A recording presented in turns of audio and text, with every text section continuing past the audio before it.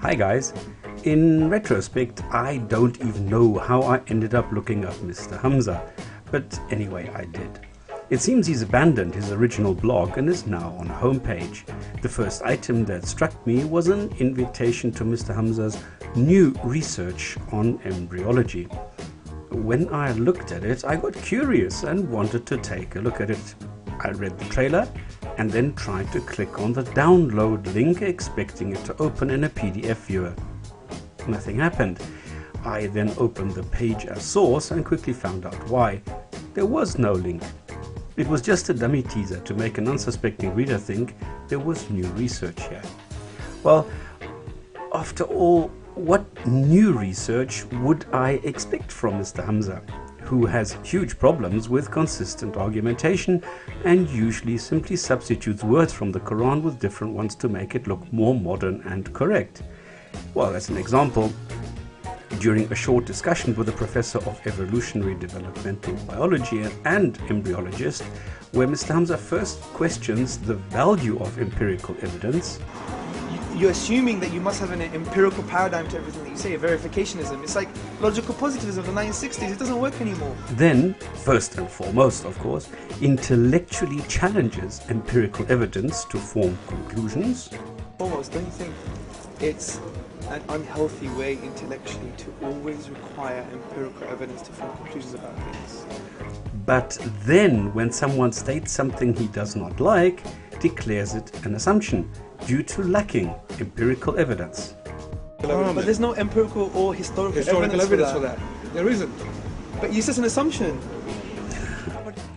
It's not the first time I hear Mr. Hamza changing his mind almost mid-sentence. But now, let me take another look at some claims he makes about scientific accuracy in the book, which is the foundation for his worldview, the Quran. He is very quick to claim that the book, supposedly written and revealed by a god, albeit via other entities as go-betweens, tells believers to ask questions and to learn about things. Somehow, I feel the need to present a very quick Quran lesson here. The Quran is known to be vague, ambiguous, and conflicting in its statements, just as alcohol is addressed in different sentences with differing levels of disgust. Muslims are asked to learn, but at the same time not to question anything that could give rise to doubt. You know, the paragraph 1, the Quran is always right, and paragraph 2, if not, paragraph 1 automatically takes over. The Quran sentences 5:101 and 5:102 clearly instruct Muslims to just accept whatever you're told and don't ask critical questions. You can of course take the statement and put it into a different context to mean spiritual consequences, but I'm told these are the words of a God, so they should be perfect. They should be perfect in any language or context. Oh, well, if not, then they can't have originated from a God. So, our Mr. Hamza thinks that he's competent enough to tackle embryology and show what modern medicine knows about the topic, and then compare it to an old book written down by desert nomads hundreds of years ago. He says he has completed a research paper which was long awaited. He does not specify who actually awaited and pined for. He summarizes it as an analysis of 3 sentences in the Quran. These sentences are analyzed in light of modern embryology, whatever. Then he says he will break down these 3 sentences and correlate these linguistic items to more science. Wow, how much waffling can you get from a person? How can anyone think that 3 vague sentences, one of which claims humans are made from clay, represents embryology, which requires volumes and volumes of books to be described as a scientific description? Does Mr. Hamza even know what scientific means? Now, what I do know is that he was told by a real-life embryologist what is wrong with the description of embryology in the Quran. He is told that the description is vague and wrong. You know, the Yes. seventh. Yes, So yes, let him say yes, right, let him the say right. Quran Right. is babbling. It's throwing out these very Sure. vague, fuzzy descriptions of the embryo looking like chewed flesh or whatever. Oh, no, no. Next, he learns that he shouldn't feel bad about it, as this is exactly what one would expect from people of that When you era. look at what the Quran says about it, it is vague, it is ambiguous. Sure. It's the kind of stuff that a desert nomad might guess about what's going on. Because Mr. Hamza and his sidekick don't accept this, the professor gets a bit more direct. Right now, I'm laughing at this idea that this is a specific description of embryology. But they still don't get the message and try wriggling into different topics and start their special pleading, to which the professor makes it very clear. It's not interesting. It's not. You're really boring me. This is the same. They still don't give up. So the professor patiently educates them on what really happens and what one would expect to read in the Quran. So that's wrong, because what happens first is you have differentiation of mesoderm. Right. That within the mesoderm you have segregation into things like embryonic mesenchyme, and then you have these cartilaginous centers that will form bone. Right. And these are forming simultaneously with each other. Right. Simultaneously. Yes. The summary is that there simply is nothing of any scientific significance in the Quran, not even on embryology. Because this is what I've been telling you. Sure. There are no embryological details of any consequence in the Quran. These are very clear, unambiguous, and direct statements. So Mr. Hamza now knows what is the truth. If he again postulates anything else, he is willfully lying. In the next sentence of his summary, we see that, as is customary with Muslim apologetics, a lot of further waffling will follow. Explaining the world and God and the Quran, it is masked as to ensure a comprehensive understanding. Then he admits there are contentions, something that would surprise me if the description were accurate and came from a God. But now I'm puzzled. He mentions a plagiarization thesis.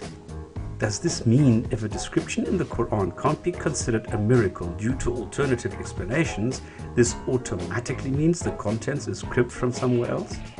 Is the story of Moses a plagiarization? Is the story of the birth of Jesus a plagiarization? What about the story of the sleepers? The function of the mountains? These were all floating around the campfires and found themselves back in the Quran. Just like Greek embryology. Making a connection between the date of the revelation of a sentence on embryology and the presence of a doctor who was trained in Greek medicine is ignorant and plain stupid. This shows how two-dimensional the brains of apologists work. When exactly was the first Quran completed, with what contents? Nobody knows. So why pretend we know precisely what sentence came first and what was written down, where and when? I don't think that anyone suggests that anyone told one particular person all that is in the Quran on a given topic. It's not that simplistic. We have no evidence of who wrote what and when and how many people were involved.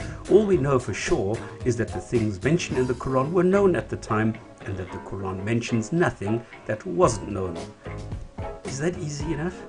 And lastly, Mr. Hamza tells us that one of the 8 meaningful points in embryology is that we are created from clay. Equalizing superstition and science. Wow. Actually, I'm just thinking he should add at the end of the paragraph, Bazinga, then it would make sense. But let's take a quick look at what Islamic texts have to say about this topic. Is a human really made as a leech, as was propagated by Dr. Boer, who retranslated that section without speaking any Arabic? Well, that's a miracle if you ask me. Well, the answer is a direct no. Pages, endless pages on embryology, like Answering Islam, take the entire story apart and show the claims together with reality. Well, so much for the leech-like thing.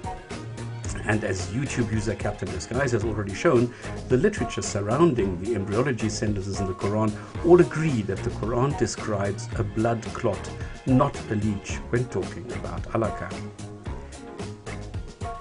If we look a bit into ancient literature, we find that the idea of sperm and blood mixing to reproduce as human is also found in Indian mythology.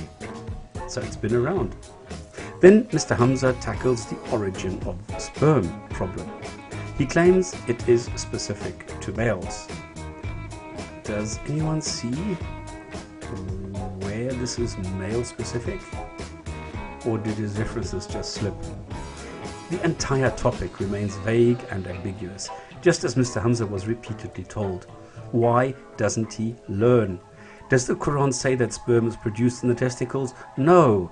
Instead we hear about semen, ovum, the gametes, and a zygote, and all sorts of invented factors of embryology which are not found in the Quran.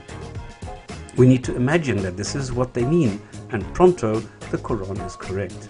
Sorry, but that's not how all people work. Some people prefer to hear the truth. But Mr. Hamza is not finished. He also talks about the best reason why we should abandon our skepticism, rational thinking, and doubt. The Quran is unique and a literary miracle. But now I have a question. How does the Quran's uniqueness make it a divine and miraculous text? The Quran is neither prose nor poetry. It has no structure or concept, is highly repetitive, and either mixes topics in one sentence or sprinkles sentences with similar contents all over the book. Looking at his pleading for understanding, I noticed the contents appearing in different locations on the web with differing titles. Some of them were marked as being by our Mr. Hamza, some were not. Most were undated, so it was difficult to establish who copied, cribbed, or whatever, from whom, and whether all of them maybe originated from one single person. I noticed that they all mention a Forster Fitzgerald Arbuthnot. I wonder if I'm translating that right. A translator better known for his translation of the Kama Sutra, as he lived in India. But I did not see how a non-Muslim making a comment about a book proves the validity of that book. I could also not verify the quote because entering it into a search engine returns millions of hits by Islamic sites, all repeating the same sentences. What I find strange is that the references pointed to a book, the construction of the Bible and the Quran, which does not seem to exist.